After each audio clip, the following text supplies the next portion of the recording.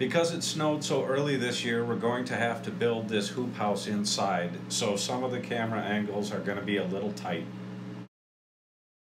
Once you've got a clean, level area to work, take your 12-foot and 8-foot 2x6s and stand them on end and screw or nail them together. We typically put the 8-footers inside the 12-footers because that's our general preference. For this build, the base is made out of green-treated lumber because it is not going to be moved and it will be partially below grade. So we did this to give it a little more weather resistance. The corners are braced with strap because if you're going to use this as a chicken tractor and move it around, you either want to buy some corner braces or hardware or get some strapping on it just so it doesn't loosen up in the corners when the nails kind of pull loose. After you've got everything squared up on the ground here, we're going to flip this so that we can brace the center and the straps will be down and out of the way of toe nailing. We mark the center, put a double hanger, and then fold it over the top and put a couple extra screws in it.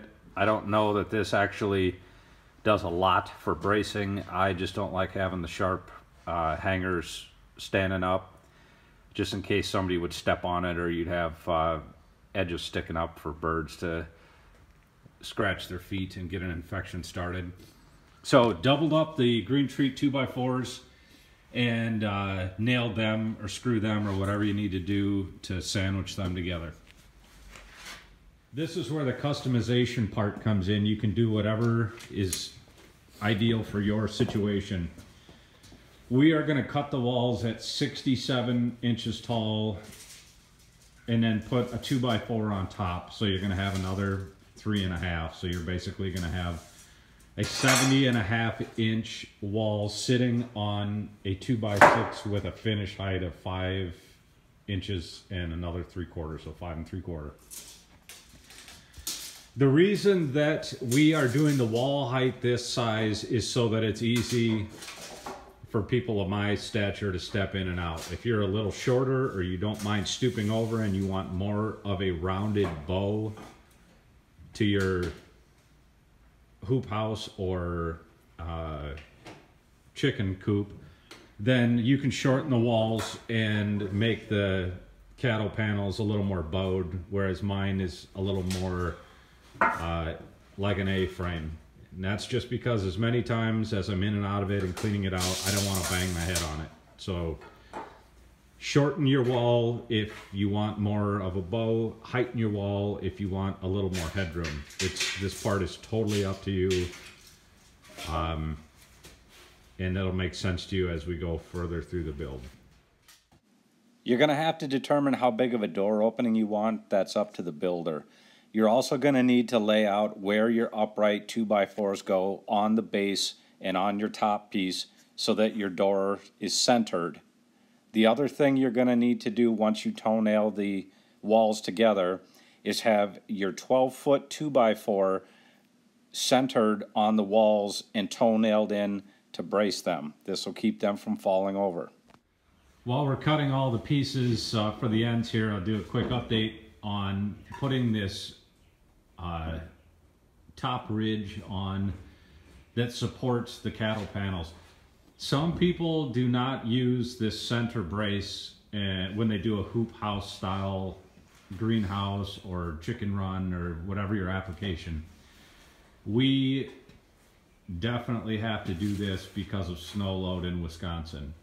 It's snowing today and we've got snow on the other coop outside, and you start to accumulate weight relatively quickly. Even though the round roof lets it fall off, still really good idea to have this on here. So find the center of your 12.5 foot top ridge and then brace it to your center supports so that as weight accumulates on the roof, you've got this 2x4 holding everything up so things don't bow in. Another important tip Remember, when you did your wall measurements, they are going to be longer because you're building off of a 2x6 for the walls, but for the center, I just use 2x4s in this build. That's what I've done in the past as well. You can use 2x6s for the center. It can be a little heavy and unwieldy when you're walking around in here too. You don't want to trip over the 2x6 sticking up. Please watch the next section in its entirety before proceeding. We cut a 2x4.5 to get the 48-inch top piece to build this wall, knowing that it would need to be cut down to match the curvature of the cattle panel once fitted. It is important to note that the width at the bottom of that top 2x4 cannot be greater than 41.5 inches or you'll have difficulty fitting the panel. Okay.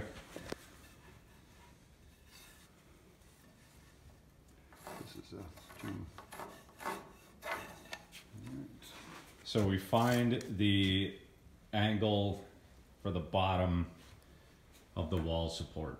We got a clamp up there just to hold it in place. So we'll cut that angle, set that down, and then mark the top. So the bottom angle is cut. Just an important tip, come inside your 2x6 frame. Hold this brace back so that you can have the cattle panel attached to the top of the 2x6 frame, or if your walls are a little short, the cattle panel can come inside the frame and be stapled rather than draped over the outside.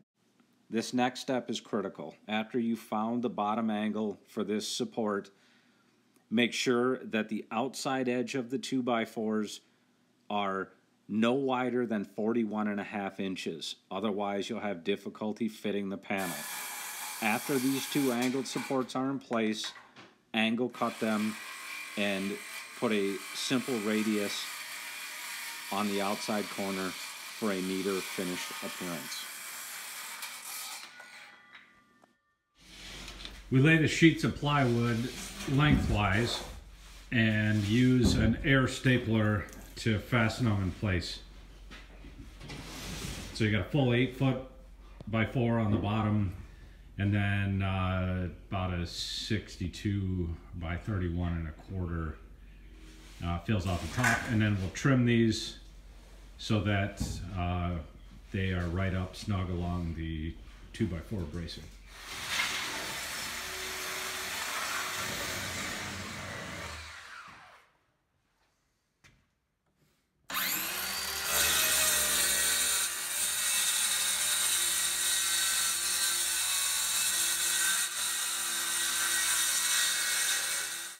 We draped the panel over the top of the frame and began fastening it with fence staples. Find the center line and work along the center of the panel and work your way down to the frame. Don't staple the outside edges until you're certain you've got the panel situated where it fits best. Once you get the panel in position, you can go ahead and staple the walls and the base to secure it. One thing we've figured is worth mentioning is to squeeze the staple a little bit to close the gap. We're using a channel locked. The closed staple versus the open staple, if that shows up at all. These are a little easier to drive. Center panel is set in place. Now, to get this in to fit, this can be the hardest part of the job, is putting the staples in these panels and getting them set. So what we did is we flipped the panel up across the top and anchored the one side. Sun's kind of bright here, but we use safety strap and a screw to pull it down into place, and then we put fencing staples in as we usually would. So you see the two pieces of safety strap. So I'll show you how we do this. You're gonna have to do it with a partner, get this pulled down into place. That side is anchored. You get like a deck screw started with your safety strap, and then when you drive this screw in, it pulls your panel in so you can staple it.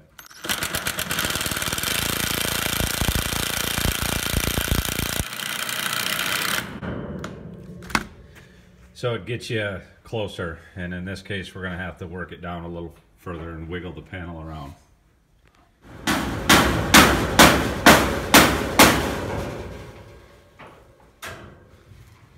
Alright, we got the last couple staples across the top going in to hold the panels.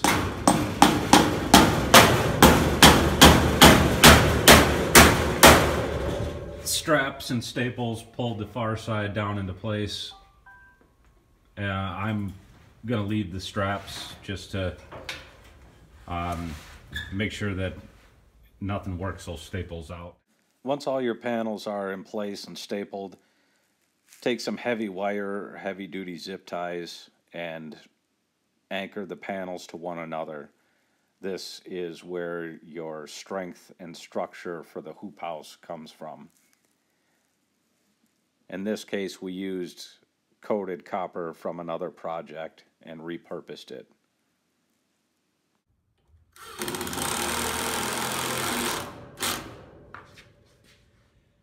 Okay, we made a door frame and then took scraps of plywood and reinforced the corners here.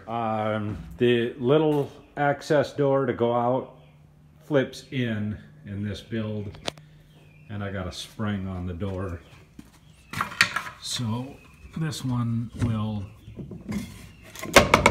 tip in so that you can leave the vents and the main door shut on really cold days and let them out with just this little access door here. To clean up the edges of your doors, rip scraps of your leftover plywood. To make the roost, we used 1/2-inch plywood. We made a box to the dimensions shown on the screen.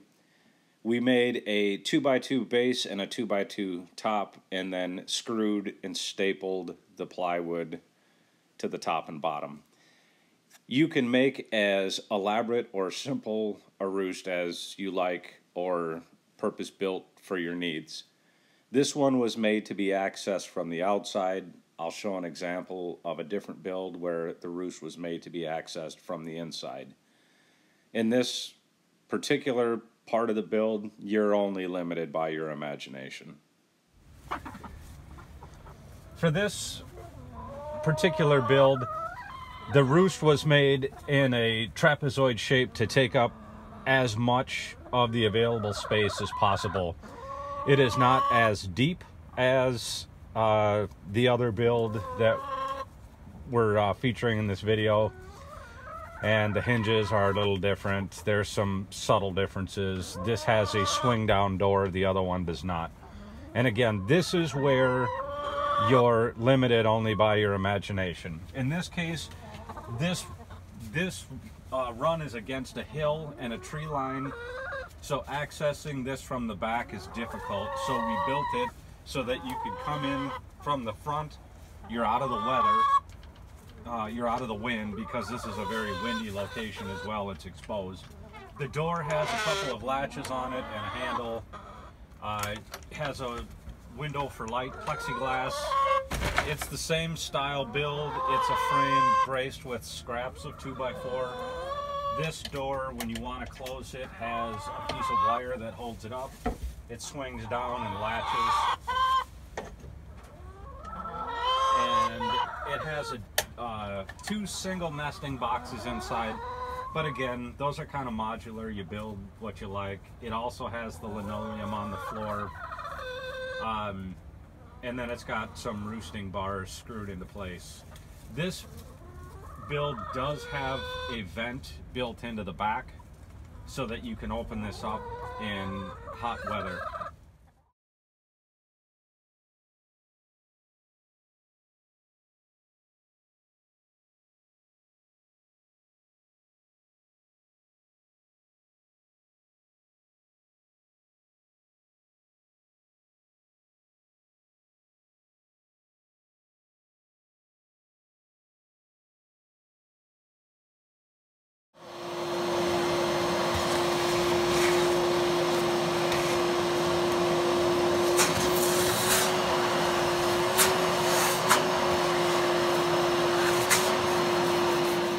All right, the girls are putting a good oil-based stain on to seal this. And one of the last things for the build, other than putting the roost on after we stain it, is to brace the corners so when we move this, it stays relatively square. So I take some scraps and cut the 45s in each side, and I just set them in here and anchor them. I pre-drilled the holes just to make this easier.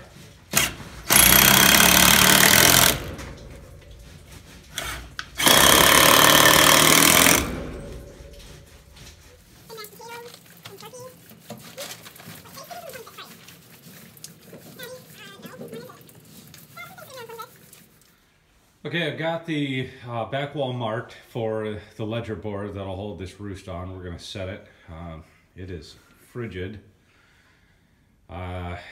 unpleasantly cold. So we're going to screw things and not nail when it's cold like this. It's really easy to split the wood. And on the far corner of the roost, you can see a couple of plywood scraps. Those are gonna go on the back wall in front of the 2x4.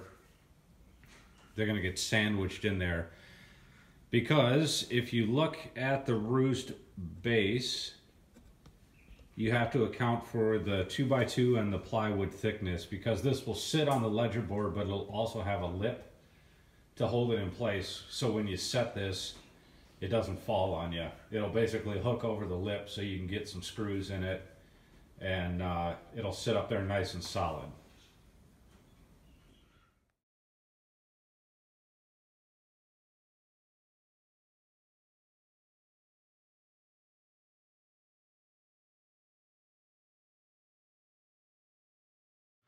Okay, ledger board is on with the plywood sandwiched in place, and then I take a couple scraps and tack them on to grab the frame of the roost. So you set this over and then tip it up into place and secure it.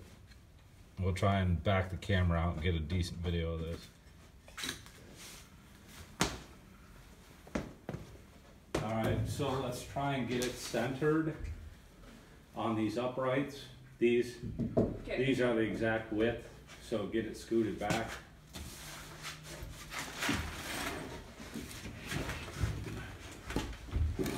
Take it right up to. Okay, it's gotta go your way a little. Okay, so just like that. Are you touching? Yeah. All right, come back around here and tip it up.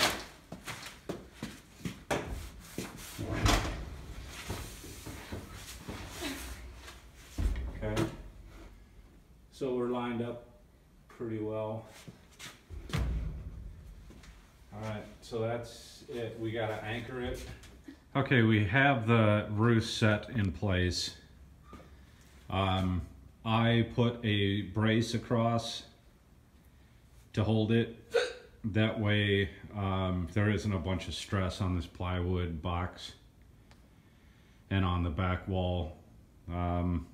Not saying this is how you'd have to do it, it's just what I do because it's simple and it's strong. Chickens don't weigh a lot, but as you move this thing around and get it bouncing, if you use it as a chicken tractor, I just like to have that plenty supported. So it sits on the back 2x4, and then I just screw it in place so that if you want to take stuff out and move it around, it's just popping out a couple screws. And then here is our ledger board that you set it on and tip it up into place. Back like up here where there's some structure, I pop some screws in. So it is just sitting in place because we'll take it apart and move it out to the person who we're building it for. And I'll put a ramp for the chickens to go in and out on this door. In this case, the person who wanted this wanted outside access, so I have to cut that in. And then I have this sliding plexiglass. They said they didn't want to have to access this from the inside, but I feel like it's a good idea to get some natural light in there. So I made it a sliding window. That way, if you need to access it, you just pull the plexiglass out and reach in there. And I sized the plexiglass large enough that I can get my whole head and shoulders in there. We took the roost off to cut in this door, braced it on the top and the bottom, and then just used cut off scraps to stiffen it up a little bit. The only purpose for this door is to open and remove eggs, and then to push all of the dirty bedding out the back. I'll show you the other side. All right, so that is the back door. One of the issues we've noticed with this cold is nails and staples just kind of blow the wood apart because it's so cold. We run that latch and show how that works.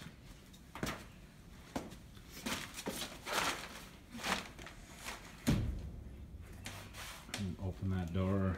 Okay, so when the roost is on there, it'll be level with that bottom threshold. So it's a big wide open swinging door, so it makes it easy to do your maintenance. And then you just take that bar and push it down to secure it.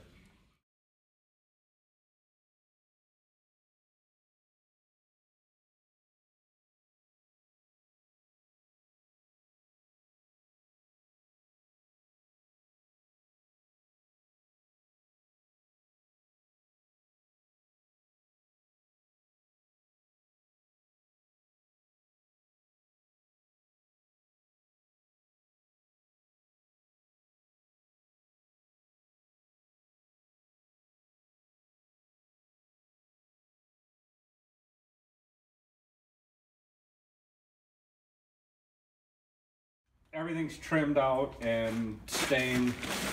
The latch is a little sticky from the stain. This is how this will work for the particular person we made this for. So they did not want to do a lot from the inside. They wanted the run to be the run, and they wanted to collect eggs and stuff without ever going in. So they have, they're basically like a 6-chicken family. So 2 large nesting boxes should be just fine, but of course this is modular, so we can always change this. But the idea is you open the door, reach in, you get your eggs, and then you close it up, and then come cleaning time, you just pop this out. You can take a push broom or a trowel or whatever and just scoop everything out into a bucket or a trash can or whatever you want to do. And then when you're done, just pop your nesting box right back in, put your bedding in, close it up, and that's it. We did a really simple way of holding this door in. Just put a hole through and you lift it out. It is a friction fit door. Because they don't want to open and close the roost on a daily basis, they want to just be able to let the chickens come and go and roost at night. We'll put fine wire over the exterior to keep predators from being able to get in, and which is what we do. This door tends to stay open on ours, so instead of doing hinges and something more intricate to hold it up, this you can take off, put it on top of the roost, and then if you want to close this off when you're doing work in here to keep them from coming in and out, you can just drop it in the insert. It has some backing in there and it just holds it up in place. We didn't do a bunch of vents in this build. As I said previously, we just have the piece of plexiglass that'll slide in. If you want to vent your roost, you can just slide your plexiglass open or take it out entirely, depending on what your needs are. But try to keep it as simple as possible. So the other thing that I didn't take a video of it. We can try and move in there, get a little light. We're losing the daylight. I put in a, I can't get light in there because of the way the cord is. I put in a hole, if you can try and film in the back left corner. If the person who owns the coop or who is going to use it wants, there's a hole to run power in for like a heat panel.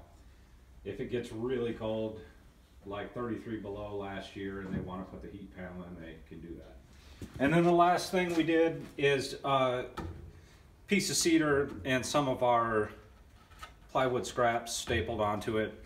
I just make a basic ramp, so when this is open, the chickens can go up and down the ramp to come out in the morning and go to bed at night. Now we get to take it all apart and deliver it.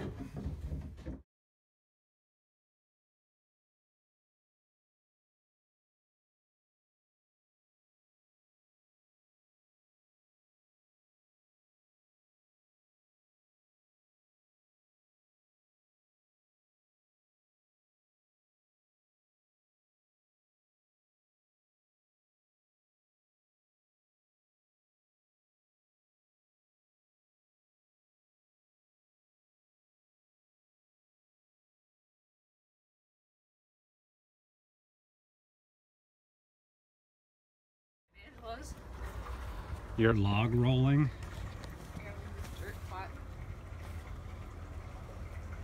I used to do it on Angela's rollers at her house. Okay, how about we get back to working?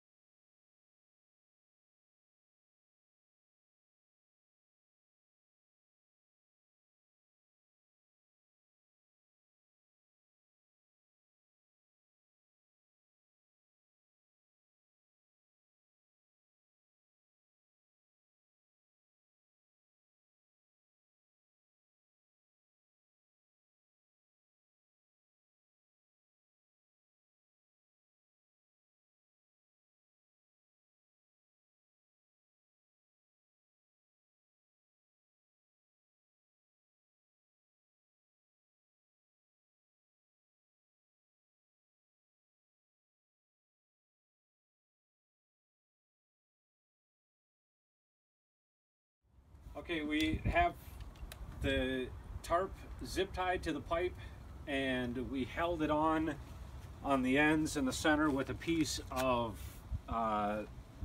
hardware strap. It grabs onto the pipe and it kind of keeps the wind from working it up. If you try and use the eyes on the tarp, it'll usually rip them off in the winter winds. And then on the edges, in two spots, I just use a piece of strap to roll the tarp over and secure it here. You can use anything. You can use tarp clamps or different things, whatever works for you. The roll of hardware strap is really cheap, so you get a lot of bang for your buck. The only thing I do is just kind of roll the ends up so it isn't digging in and tearing the tarp.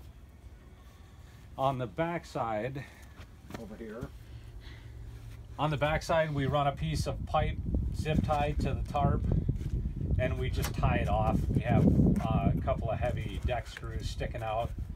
Piece of pipe keeps your rope from getting pulled back through, and it just gives you something easy to hang on to when you're stretching this rope over. This is just to keep the tarp flat. This is completely exposed to the wind and the weather, whereas the other one is up against a building and has some shelter.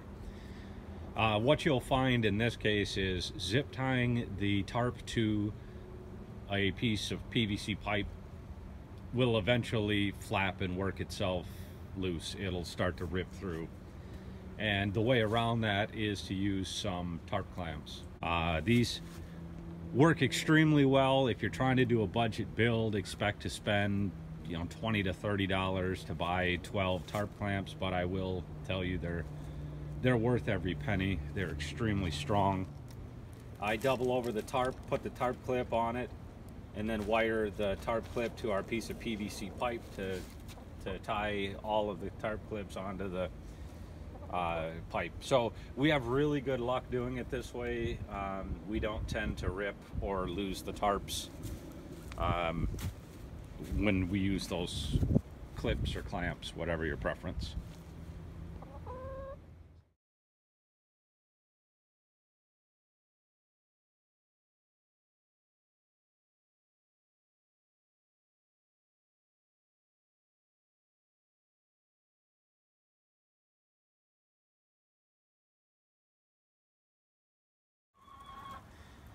All right, we got the latch on here to hold that in place so he can pop it off when he's ready.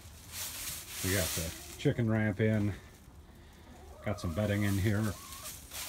It's quite a bit warmer. Here they are looking through their window. Everybody's settled in.